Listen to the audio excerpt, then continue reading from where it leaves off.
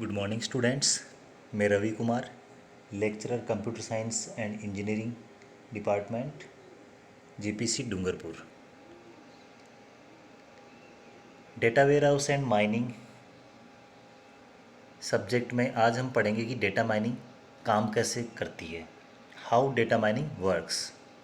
सबसे पहले हम देखते हैं कि डेटा माइनिंग होता क्या है। डेटा माइनिंग, देखिए माइनिंग का मतलब खनन करना, और यहाँ पर किसका खनन कर रहे हैं? डेटा का। तो डेटा माइनिंग में हम क्या करते हैं? डेटा से पैटर्न निकालते हैं। ठीक है, तो डेटा से पैटर्न निकालने की जो प्रक्रिया है उसी को हम डेटा माइनिंग बोलते हैं। डेटा माइनिंग में हम डेटा के विशाल सेट से जानकारी निकालने की प्रक्रिया के रूप में परिभाषित किया जाता है। हमारे पास एक स्टोरेज में खूब सारा डेटा है। अब उस जो रॉ मटेरियल है, डेटा है, उसमें से हमें क्या करना है? जानकारी निकालना है। कुछ पैटर्न्स हम बनाएंगे और उनमें से जानकारी निकाल के हमारी जो ऑर्गेनाइजेशन है उसके प्रॉफिट के लिए हम स्ट्रेटेजी तैयार करेंगे। दूसरे शब्दों में हम कह सकते हैं कि डेटा खनन डेटा से खनन ज्ञान है। चूँकि अधिक डेटा एकत्रित हो रहे हैं, जिसमें हर 3 वर्ष में डेटा की राशि दोगुनी हो रही है, डेटा माइनिंग इन डेटा को जानकारी में बदलने के लिए तेज़ी से महत्वपूर्ण उपकरण बनता जा रहा है। हमने डेटा वेयर हाउस देखा था। डेटा वेयर हाउस क्या होता है? डेटा का गोदाम होता है। डेटा का गोदाम का मतलब एक स्टोरेज है, हमारे पास बड़ी सी हार्ड डिस्क है, उसमें हमारे पास खूब सारा डेटा है। अब डेटा तो हमारे पास भरा पड़ा है, जैसे हमारे कंप्यूटर की हार्ड डिस्क में भी भरा हुआ है, लेकिन अब हमें पर्टिकुलर जो जानकारी चाहिए, जो फाइल चाहिए, उसको हमें ढूंढना पड़ेगा। ठीक है, और फिर उस फाइल में से जो जानकारी हमें निकालनी पड़ेगी। तो वैसे ही डेटा वेयर हाउस तो है हमारे पास, लेकिन उसमें तो रो डेटा भरा हुआ है, बहुत सारा हिस्ट्रिकल डेटा है। उसमें से हमें क्या करना है? हमारे काम का डेटा है वो निकालना है और फिर उसको प्रोसेस करके एक पैटर्न बना के स्टडी करनी है। तो डेटा वेयर हाउस से उस डेटा को निकालना, उसको प्रोसेस करना, उसका पैटर्न बनाना, उसको स्टडी करना, ये सारा आता है डेटा माइनिंग में। तो डेटा माइनिंग क्या करता है? डेटा वेयर हाउस में जो डेटा है उसको जानकारी में बदलता है। देखिए, डेटा और जानकारी दोनों अलग अलग चीज़ें हैं। ठीक है, डेटा का मतलब कुछ भी डेटा आपके पास स्टोर किया हुआ पड़ा है। जानकारी का मतलब जो काम में आने वाली, जिसको हम काम में ले सकते हैं, तो उसको हमें बदलना पड़ेगा, प्रोसेसिंग करनी पड़ेगी। सामान्य रूप से इसे विस्तृत व्यवहारों की रूपरेखा बनाने में प्रयोग किया जाता है, जैसे कि मार्केटिंग, विपणन। मार्केटिंग में इसको काम में लेते हैं हम डेटा माइनिंग को, मॉनिटरिंग में लेते हैं, फ्रॉड में लेते हैं, और साइंस एक्सप्लोरेशन में। कैसे लेते हैं वो हम आगे के चैप्टर्स में डिटेल से देखेंगे। देखिए, इंफॉर्मेशन टेक्नोलॉजी है, जो इंफॉर्मेशन इंडस्ट्री है, सूचना उद्योग है, उसमें बड़ी मात्रा में डेटा उपलब्ध है। यह डेटा तब तक उपयोगी नहीं है जब तक कि इसे उपयोगी जानकारी में परिवर्तित नहीं किया जाता है।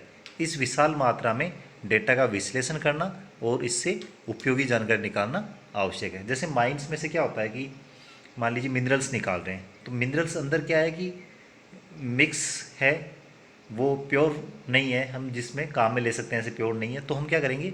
वहाँ से उसको निकालेंगे चट्टानों में से मिनरल्स को, और फिर उसको प्रोसेस करेंगे। प्रोसेस करने के बाद में मान लीजिए जैसे गोल्ड है, तो गोल्ड को हम अलग कर लेंगे, उससे जो भी हमें ऑर्नामेंट्स वगैरह बनाने हैं तो काम में ले लेंगे। तो वैसे ही क्या है, डेटा वेयर हाउस के अंदर खूब सारा डेटा पड़ा हुआ है, लेकिन वो डेटा है उसको हम सीधा काम में नहीं ले सकते। उसमें से हमें क्या रिफाइनिंग करनी पड़ेगी, उसकी क्लीनिंग करनी पड़ेगी, प्रोसेसिंग करनी पड़ेगी। तो वो सारी प्रोसेस करने के बाद में वो काम में लेने लायक डेटा बनता है। उसको हम क्या बोलते हैं? कोई भी जानकारी या इन्फॉर्मेशन। ऐसा डेटा जिसको हम किसी काम में ले सकते हैं उसको हम जानकारी बोलेंगे, उपयोगी जानकारी। एक्सट्रैक्शन ऑफ इंफॉर्मेशन, सूचना का निष्कर्षण, केवल एकमात्र प्रक्रिया नहीं है जिसे हमें करने की आवश्यकता है। डेटा खनन में डेटा प्रक्रिया, data cleaning, data integration, data transformation, data mining, pattern evolution and data presentation जैसी अन्य प्रक्रियाएं भी शामिल है। तो जो हम इंफॉर्मेशन, उपयोगी जानकारी में परिवर्तित कर रहे हैं रॉ डेटा को, तो उसमें कई सारी स्टेप्स है हमारे पास। जैसे हम सबसे पहले क्या करेंगे, डेटा को क्लीन करेंगे। ऑब्वियसली कुछ भी हम खनन करते हैं, माइंस में से निकालते हैं, तो उसको क्लीन तो करना ही पड़ता है, उसमें से कचरा निकालना होता है। यहाँ पर कचरा क्या होगा, अनवांटेड डेटा जो हमारे काम का नहीं है। उसके बाद में डेटा को हम इंटीग्रेट करेंगे, अलग अलग सोर्सेज है, उनमें से जो जो काम का डेटा है उसको हम इंटीग्रेट करेंगे, एक जगह एकीकृत करेंगे। फिर हम डेटा को ट्रांसफॉर्म करेंगे, ट्रांसफॉर्म मतलब उसको काम में लेने लायक फॉर्मेट में। फिर डेटा माइनिंग हो गई, फिर पैटर्न इवोल्यूशन, उसका एक पैटर्न बनाएंगे जिसको हमें स्टडी करने में आसानी होती है। जैसे आप क्रिकेट मैच देख रहे होते हैं तो वहाँ पर वो बार चार्ट आता है, उसके अंदर आप देख सकते हो, या फिर पाई चार्ट आ जाता है कि कौन सी साइड में कितने रन बनाए इस बैट्समैन ने। तो जो पैटर्न बन के आता है उससे हमें समझने में कितनी आसानी होती है। अगर हमें डायरेक्टली अगर डेटा दे दिया जाए तो बहुत मुश्किल होता है, लेकिन हम एक पैटर्न बनाते हैं और उस पैटर्न के थ्रू बहुत ही आसानी होती है।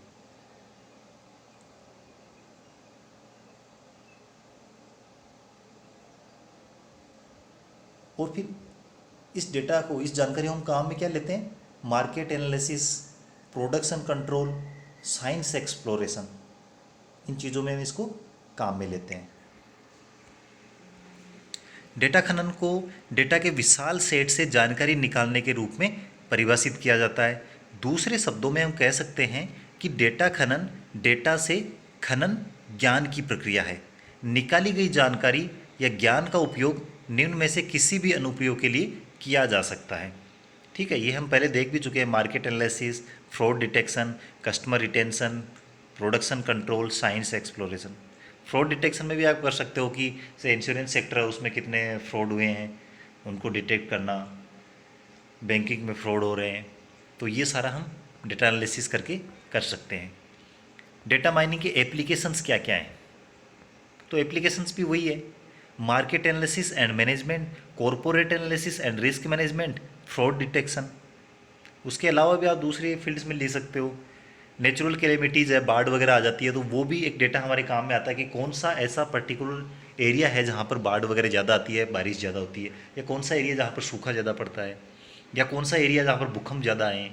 तो भूकंप कितना आएगा उसकी जानकारी है, वो हम जो हिस्ट्रिकल हमारे पास डेटा है उससे हम कलेक्ट कर सकते हैं और उसी के अकॉर्डिंग हम आगे की प्लानिंग कर सकते हैं। धोखाधड़ी का पता लगाते हैं। इसके अलावा डेटा खनन का अनुप्रयोग है वो production control, customer retention, science exploration, sports, astrology, internet, web serve, ad, इनमें कर सकते हैं। ठीक है, आप जब इंटरनेट सर्व करते हो आपने देखा होगा, अगर आपने कोई चीज़ है उसको पसंद किया है इंटरनेट पर, तो आप देखोगे आप कहीं भी कोई भी पेज ओपन करोगे तो बार बार आपके कंप्यूटर पर वही चीज़ डिस्प्ले होगी, क्योंकि वो पता लगा लेते हैं कि कौन सा कस्टमर है वो कौन से चीज़ के अंदर इंटरेस्टेड है। बाजार विश्लेषण और प्रबंधन, मार्केट एनालिसिस एंड मैनेजमेंट। नीचे सूचीबद्ध बाजार के विभिन्न क्षेत्र हैं जहाँ डेटा खनन का उपयोग किया जाता है। जैसे कस्टमर प्रोफाइलिंग, डेटा खनन यह निर्धारित करने में सहायता करता है कि किस तरह के लोग किस प्रकार के उत्पाद खरीदते हैं।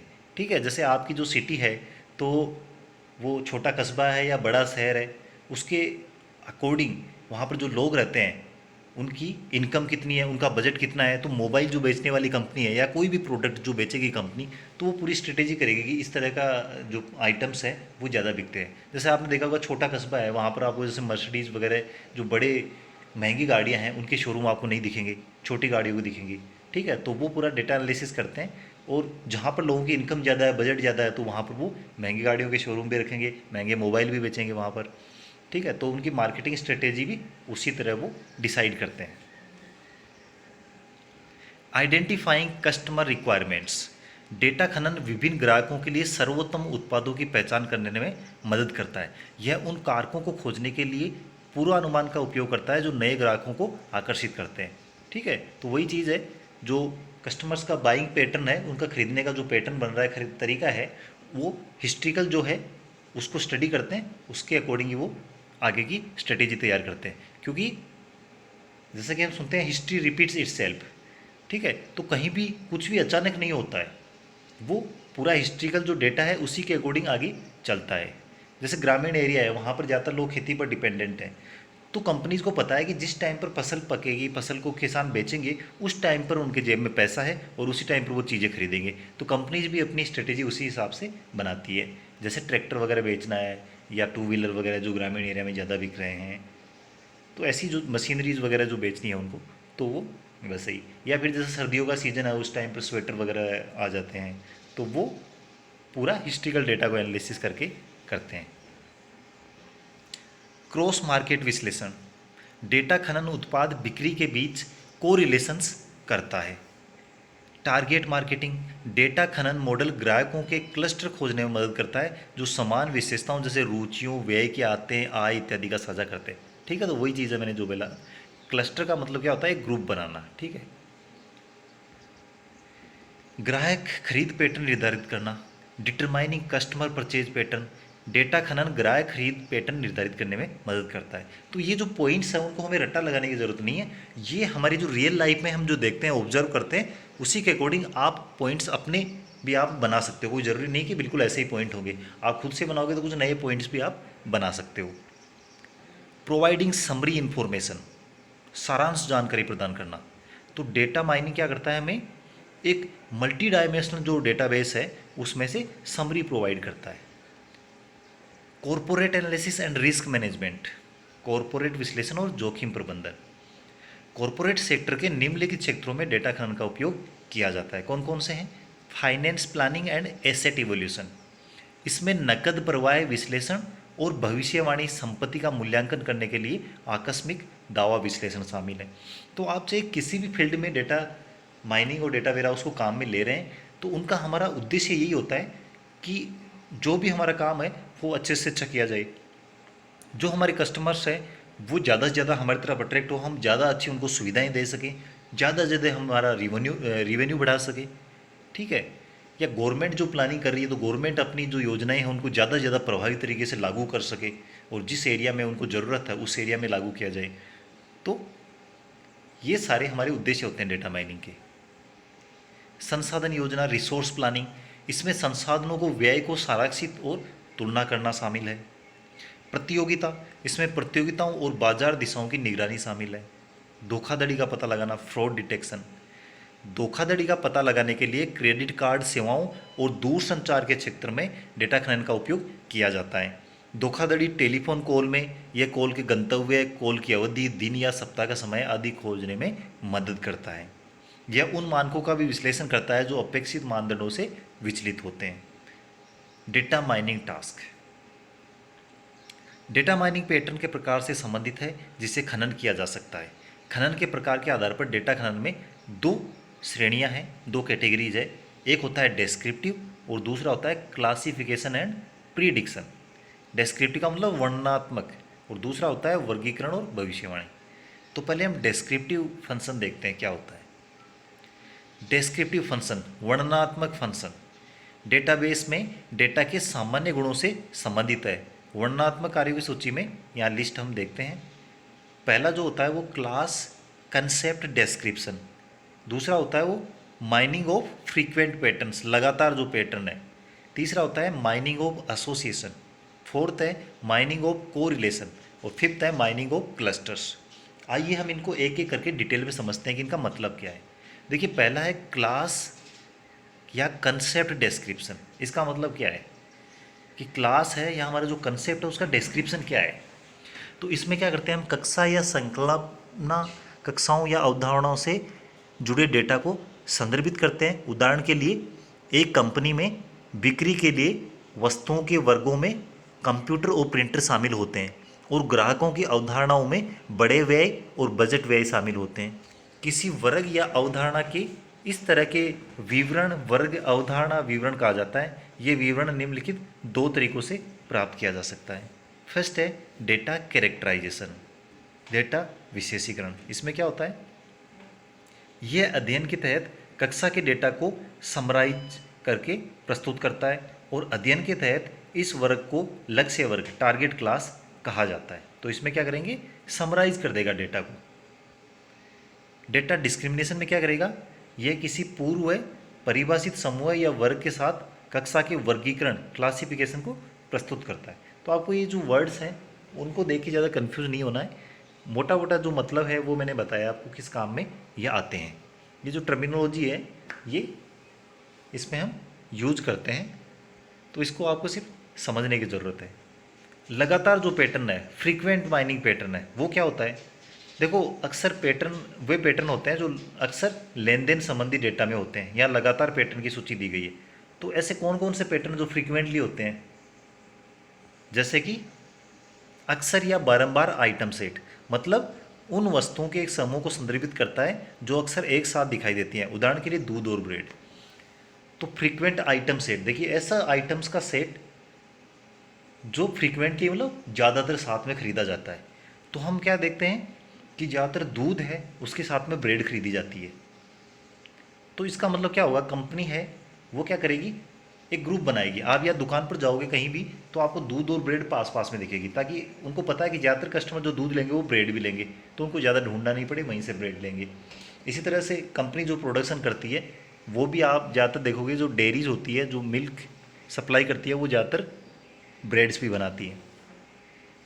दूसरा है कि फ्रीक्वेंट सब सीक्वेंस। देखिए पहला तो सेट था कि दूध खरीदेगा तो ब्रेड भी साथ में खरीदेगा, वो साथ में खरीद रहा था। सब सीक्वेंस में क्या होता है, एक खरीदेगा उसके बाद में दूसरा खरीदेगा। जैसे कि आपने कैमरा खरीदा और कैमरा खरीदने के बाद में उसका मेमोरी कार्ड भी खरीदते हो आप, ठीक है। इसी तरह दूसरे भी सीक्वेंस हो सकते हैं। आपने मोबाइल खरीदा उसके बाद में उसका कवर खरीद रहे हो, उसका मेमोरी कार्ड खरीद रहे हो। तो इसमें क्या होता है, एक आइटम खरीदते हैं उसके बाद में दूसरा आइटम खरीदते हैं। ये दोनों चीज़ एक जैसी है, मतलब ऐसा नहीं है। इसमें सब सीक्वेंस की सेट भी हो सकता है कि आप कैमरे के साथ में मेमोरी कार्ड खरीद लो, ठीक है। तो ये तो क्या क्लासीफाई कर रखा है समझने के लिए अलग अलग। तो आइटम का सेट भी हो सकता है या सब सीक्वेंस भी हो सकती है, दोनों एक ही कैटेगरी में आते हैं। फिर आता है फ्रीक्वेंट सब स्ट्रक्चर। इसमें क्या होता है, जैसे कि ग्राफ है, ट्री है या लेटिस है, उनको ये संदर्भित करता है, जिनमें क्या होता है आइटम सेट या बाद के संस्करणों के साथ जोड़ा जा सकता है। Mining of associations. एसोसिएशन का इस्तेमाल है वो खुदरा बिक्री में उस पैटर्न की पहचान करने के लिए किया जाता है जिन्हें अक्सर एक साथ खरीदा जाता है, ठीक है। तो एक साथ में हमने देखा आइटम सेट था वो भी एक साथ ही खरीदा जा रहा था। एसोसिएशन का मतलब ही वही है कि जो आइटम्स एक साथ खरीदे जाते हैं। इस प्रक्रिया में क्या होता है कि डेटा के बीच संबंधों को उजागर करने और एसोसिएशन नियमों को निर्धारित करने की प्रक्रिया को संदर्भित करता है। जैसे एक उदाहरण से समझते हैं कि एक खुदरा विक्रेता है, एक एसोसिएशन नियम उत्पन्न करता है, ठीक है। तो एक खुदरा विक्रेता है, उसने देखा कि ज़्यादातर 70% लोग हैं वो क्या करते हैं, दूध के साथ में ब्रेड खरीदते हैं, जबकि 30% लोग ऐसे भी हो सकते हैं कि दूध के साथ में बिस्किट खरीदते हैं। तो वो जो दुकान वाला है वो उसी रेशियो के अंदर अपना ब्रेड और बिस्किट रखेगा। ऐसे नहीं कि 70% ब्रेड खरीद रहे हैं, 30% बिस्किट, तो वो बिस्किट ज़्यादा ले आया और ब्रेड कम ले आया, तो उसमें क्या होगा, ब्रेड तो कम पड़ जाएगी और बिस्किट रह जाएंगी ज़्यादा। तो जितनी आवश्यकता है उसी के अकॉर्डिंग वो सामान अपना रखेगा। तो ऐसे ही बड़ी कंपनी है वो भी ऐसे ही करते हैं, ठीक है। तो वो डेटा को एनालाइज करते हैं कि हमारा कौन सा प्रोडक्ट ज़्यादा बिक रहा है, और आप देखो कि जो प्रोडक्ट उनका ज़्यादा बिकता है उसी की मार्केटिंग पर और उसी को अपग्रेड करने पर वो ज़्यादा फोकस करते हैं, और जो नहीं बिकता है उसको वो बंद कर देते हैं उसका प्रोडक्शन। आपने देखा होगा जैसे मार्केट के अंदर 4 व्हीलर्स या 2 व्हीलर्स आते हैं, तो कुछ 2 व्हीलर्स या 4 व्हीलर्स इतने पॉपुलर होते हैं कि कंपनी उनको 10-10, 20-20 साल तक वो मॉडल है उसको अपग्रेड करती रहती है और नए नए मॉडल निकालती रहती है। कुछ नहीं चलते हैं उनका प्रोडक्शन बंद हो जाता है। जैसे कि टाटा में आपने देखा होगा नैनो गाड़ी है वो नहीं चली तो उन्होंने बंद कर दिया। होंडा की एक्टिवा जो स्कूटी है वो बहुत ज़्यादा चलती है, तो उसमें 3G 4G 5G नए नए मॉडल अपग्रेड करके कंपनी निकालती रहती है। तो इस तरह से और भी दूसरी कंपनियों के प्रोडक्ट्स हैं जो लोगों द्वारा ज़्यादा पसंद किए जाते हैं, उनको कंपनी ज़्यादा अट्रैक्टिव बनाती है, उनकी ज़्यादा मार्केटिंग करती है। जो कम खरीदे जाते हैं उनको वो प्रोडक्शन बंद कर देते हैं। माइनिंग ऑफ को रिलेशंस। इसमें क्या होता है कि इसमें आपस में को रिलेशन, आपस में जो संबंध होता है उनकी स्टडी की जाती है। तो इसमें जो स्टेटिस्टिकल जो सहसंबंध है, स्टेटिस्टिक्स को हम देखते हैं और फिर हम स्टडी करते हैं कि कोई भी एक उत्पाद है वो किसी दूसरे उत्पाद को कैसे प्रभावित करता है। Mining of clusters. क्लस्टर समान प्रकार की वस्तुओं के समूह को संदर्भित करता है। तो क्लस्टर का मतलब होता है ग्रुप, और ग्रुप का मतलब एक जैसी चीज़ें एक जगह। जैसे कंप्यूटर साइंस थर्ड ईयर, तो थर्ड ईयर के स्टूडेंट्स एक जगह बैठेंगे, सेकेंड ईयर के एक जगह, सिविल के बच्चे एक जगह बैठेंगे, तो वो क्लस्टर बना दिया। वैसे ही शॉप में जाते तो हम देखते हैं बिस्किट्स, तो बिस्किट चाहे किसी भी कंपनी का हो, तो वो एक ग्रुप एक जगह रखे रहेंगे। आपको जहाँ बिस्किट दिखेगा वहीं पास में ब्रेड भी दिखेगी। तो जो खाने की चीज़ें हैं वो एक साथ रखती है। फिर जैसे मान लीजिए ऑयल हो गया, आप जैसे सुपर मार्केट में जाते हो खरीदने के लिए, तो खाना पकाने का जो तेल है, तो वहाँ पर आप देखोगे कि वो तेल एक जगह रहेगा सारी कंपनीज का। फिर दूसरी जगह देखोगे दालें हैं, तो वहाँ पर दालें अलग अलग दालें एक साथ रहेगी। तो वो क्या होता है, क्लस्टर बना के रखते हैं, ग्रुप बना के रखते हैं। ऐसे नहीं अलग अलग कोने में रख दिया उन चीज़ों को, सेम टाइप की चीज़ें उनको एक जगह रखते हैं। क्लासिफिकेशन एंड प्रिडिक्शन, वर्गीकरण एक मॉडल खोजने की प्रक्रिया है जो डेटा, कक्षाओं या अवधारणाओं का वर्णन करती है। इसका उद्देश्य है उन मॉडलों के वर्ग की भविष्यवाणी करने के लिए उस मॉडल का उपयोग करने में सक्षम होना चाहिए जिनके वर्ग लेबल अज्ञात हैं। यह प्राप्त मॉडल प्रशिक्षण डेटा के विश्लेषण पर आधारित। ठीक है, तो हम ये डिटेल में जब पढ़ेंगे डेटा माइनिंग, तो धीरे धीरे आपको ये जो टर्म्स है वो समझ में आएंगे। अब इसमें क्लासिफिकेशन इफ देन रूल, जो क्लासिफिकेशन तरीका है वो इफ देन से भी हम कर सकते हैं। जैसे हम प्रोग्रामिंग में भी देखते हैं, इफ कोई कंडीशन होगी उसके बाद में देन ये हो जाएगा, एल्स। ठीक है, तो इफ एल्स, इस तरह से हम वर्गीकरण कर सकते हैं। डिसीजन ट्री हम काम में लेते हैं, डिसीजन ट्री को भी हम क्लासिफिकेशन के काम में लेते हैं। मैथमेटिकल फॉर्मूला काम में ले सकते हैं, न्यूरल नेटवर्क काम में ले सकते हैं। क्लासिफिकेशन क्या करता है, यह उन वस्तुओं की कक्षा की भविष्यवाणी करता है जिनके वर्ग लेबल अज्ञात हैं। ऐसी जो वस्तु जो कौन सी क्लास में आएगी उसके ऊपर लेबल नहीं है, ठीक है, उसकी वो भविष्यवाणी करेगा। इसका उद्देश्य क्या है, एक मॉडल को ढूंढना। जो क्या करेगा मॉडल, डेटा की जो कक्षा है कि वो डेटा कौन सी क्लास का है या अवधारणा है उसका वर्णन करेगा और अंतर करेगा उनमें। भविष्यवाणी, प्रिडिक्शन, ठीक है। इसमें क्या करेगा, इसमें जो वर्ग है, जो हमारा क्लास है उसका लेबल है, उसके बजाय उसकी अनुपलब्ध या अनुपलब्ध संख्यात्मक डेटा है मानों की भविष्यवाणी करने के लिए किया जाता है। तो इसमें प्रिडिक्शन में क्या, हम फ्यूचर का प्रिडिक्शन करते हैं, भविष्य का। और वो कैसे करते हैं, हमारा जो हिस्ट्रिकल डेटा है उसके आधार पर हम करते हैं। ठीक है, जैसे आप पॉलिटिक्स में देखते हो, तो पॉलिटिक्स में देखते हैं कि ये वाला जो विशेषकर ये एरिया है, तो उसके अंदर हिस्ट्री देखते हैं कि यहाँ पर कौन सी पार्टी हर बार चुनाव जीत रही है। तो उसमें कई सारे फैक्टर होते हैं, तो उसी के अकॉर्डिंग वो क्या है, एक अनुमान लगाते हैं कि आगे यहाँ पर कौन सी पार्टी जीत सकती है या किस तरह का कैंडिडेट यहाँ पर जीत सकता है। भारी विश्लेषण, आउटलायर एनालिसिस, इसमें क्या करते हैं, जो गैर डेटा है उसको डेटा ऑब्जेक्ट के रूप में परिभाषित करते हैं। इवोल्यूशन एनालिसिस, ठीक है, इतना डीप में आपके सिलेबस में नहीं है जितना मैं जा रहा हूँ, फिर भी एक बार आप ओवरव्यूज में देख सकते हैं समझने के लिए। तो इवोल्यूशन एनालिसिस में क्या करता है, ये उन वस्तुओं के बारे में बताता है जिनका व्यवहार है वो समय के साथ में बदलता रहता है, जो डेटा समय के साथ में बदलता रहता है। तो ये हमारा इतना ही था इस लेक्चर में कि डेटा माइनिंग कैसे काम करता है, हाउ डेटा माइनिंग वर्क्स। तो हमारा मोटा मोटा ऐसे ही है कि डेटा माइनिंग में हम क्या करते हैं, डेटा वेयर हाउस में से डेटा को निकालते हैं, उसको क्लीन करते हैं, इंटीग्रेट करते हैं, ट्रांसफॉर्म करते हैं, उसका पैटर्न बनाते हैं, और उसके बाद में वो जो डेटा होता है उसको हम एनालाइज करते हैं। फिर हमारी स्ट्रेटेजी बनाते हैं कि कैसे हम ज़्यादा से ज़्यादा प्रॉफिट कमा सकते हैं या कस्टमर्स को ज़्यादा से ज़्यादा फैसिलिटी प्रोवाइड कर सकते हैं। और इसका जो यूज है डेटा माइनिंग का वो आजकल हर फील्ड में है। आप आजकल बिना डेटा के कुछ भी बहुत ही अच्छे से नहीं कर सकते। अगर आपके पास डेटा है तो आप किसी भी काम को बहुत अच्छे से कर सकते हो, उसको एनालाइज करके। चाहे वह पॉलिटिक्स हो, स्पोर्ट्स हो, एग्रीकल्चर हो, सरकारी योजनाएं हो या प्राइवेट जो कंपनीज है वो हो, कहीं भी आप देखेंगे एजुकेशन हो, तो डेटा है उसका महत्वपूर्ण योगदान है। तो ये जो हमारा सब्जेक्ट है data mining and data warehousing बहुत ही इंपॉर्टेंट सब्जेक्ट है।